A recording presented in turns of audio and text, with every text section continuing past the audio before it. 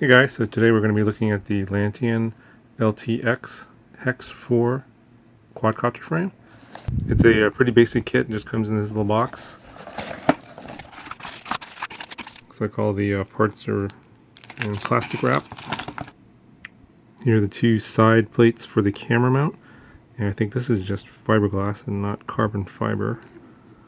These will just, they just snap. Yep. They just snap off together like this.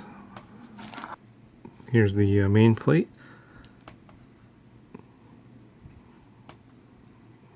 Carbon fiber feels a little sharp, and there's dust here from the milling, so it doesn't look like it's been cleaned yet. The main plate is 2 millimeters thick. This is another part of the main plate that holds the arms together. So this part in the main plate sandwich the arms. But it's also 2 millimeters thick. This is part of the top plate, and it's actually this is a low profile frame, so the top plate is actually split between the top plate and this other secondary plate for the camera, or the HD camera.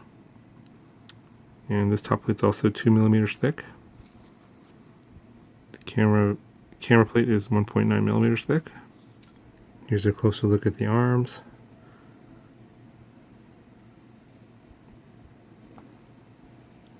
Definitely not the highest quality carbon here, but this frame altogether was only $23. The arm is 2.9 millimeters thick. So this frame kit comes with this camera mount with LEDs on it, and it doesn't look like these are programmable LEDs. They're just run off of 12 volts, and you can see they're just positive and negative there. And it looks like there's a switch here for turning those LEDs on and off. Okay, so here are all your screws and standoffs and nuts here. We'll get this put together and we'll take a look at it.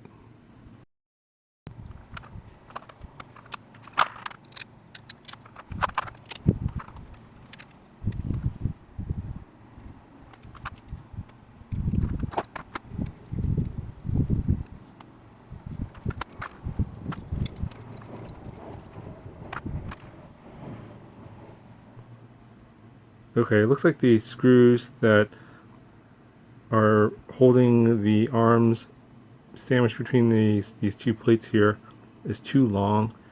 It's a M3, I believe, by 13 millimeters, and you can see here it's clearly about 2 or 3 millimeters too long. And there's 12 of these, 3 for each arm. Not a big deal. It shouldn't get in the way of too many things, but that is a little bit annoying that they're too long and they put in the wrong screws here.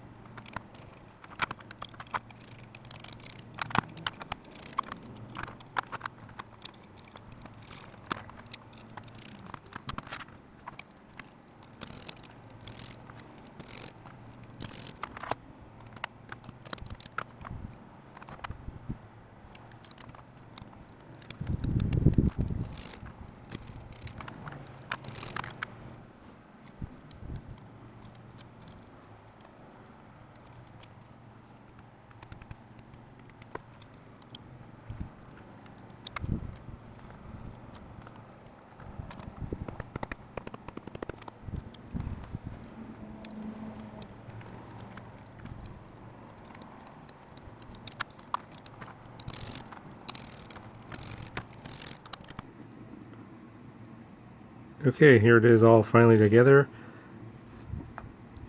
Actually, once the arms are put in place and sandwiched between these two plates, the rest of the frame went together pretty easily.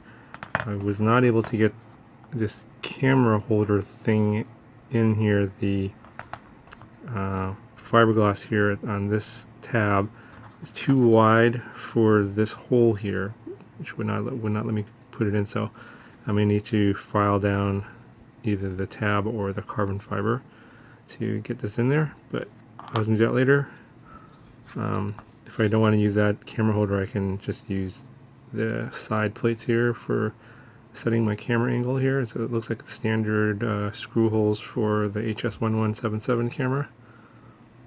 The reason I got this frame, it's your typical alien clone X frame here for 5-inch props, and I like the fact that it's got the low profile here so that the center of gravity is going to be lower for the battery. You got your zip tie holes here for your video transmitter antenna, and a place here for your power cable to come through. You got slots here for your battery straps. Looks like they have a hole here for possibly for landing feet, but they were not included. Looks like there's a fair amount of distance here between the motor mount hole and the side, so I know a lot of these motor arms, it's pretty thin here, so that it's a stress point, it'll break. Doesn't look too bad, but again, it is a 3mm arm, not a 4mm like a lot of frames you see out there. But then again, it is $23. So for the price of this, you could probably break 4 or 5 alien frames. So if you're a newbie pilot looking for something in the 5-inch range and don't mind breaking it, losing the cost of $23, this is not a bad bargain. Okay, let's check the prop clearance for a 5-inch propeller. So this is a Dell prop 5x45 bullnose. Got plenty of prop clearance here.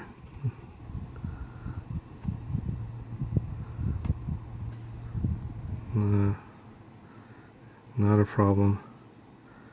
I would say a good 2-3mm at least. Oh yeah, definitely a good 2-3mm prop clearance for a 5-inch prop here. And same back here for the 5-inch prop, a good 2 to 3mm between that and the standoff, and so it shouldn't be an issue. Let's check the distance between the motors here.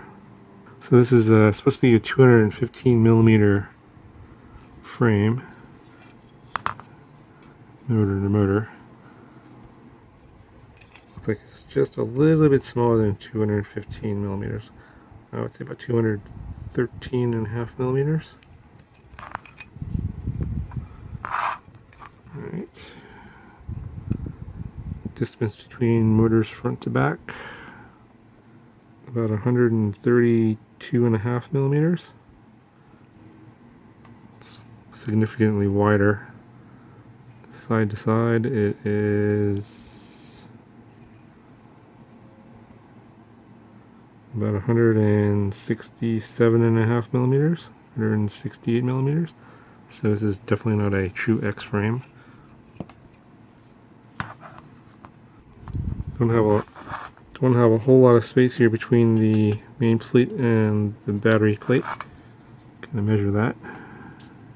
So it looks like you got 18mm to work with to put in your PDB and flight controller and any other components you see fit. Okay, let's see how much this weighs.